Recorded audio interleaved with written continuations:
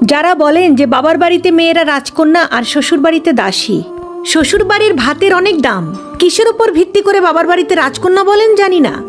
এতটুকু বলি আপনার অভিজ্ঞতা স্বল্প, এখনো বাস্তবতা দেখেননি, এই জন্য বাবার বাড়িটা আপনার কাছে রাজপ্রাসাদ।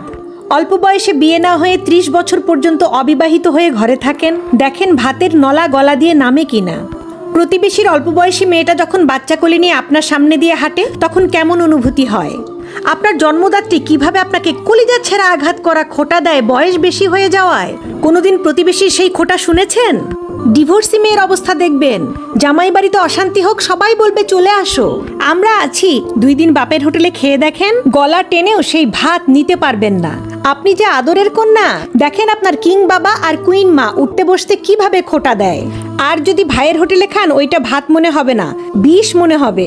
আর আপনি যদি কালো হন আর কি বলবো, জন্মের পর থেকেই দেখবেন আপনার কোনো গুণ আর এই সমাজ দেখবে না। তাই আপনি যতই বলেন না কেন বাবার রাজকন্যা আপনি, আসলে কি তা এখনো জানেন না। সবকিছুরই একটা নির্দিষ্ট সময় পর্যন্ত মূল্য থাকে, হোক সেটা মানুষ কিংবা পণ্য। মেয়েদের যদি স্বামীর বাড়িতে সুখ না হয় তাহলে বাপের বাড়িতেও সুখ নাই।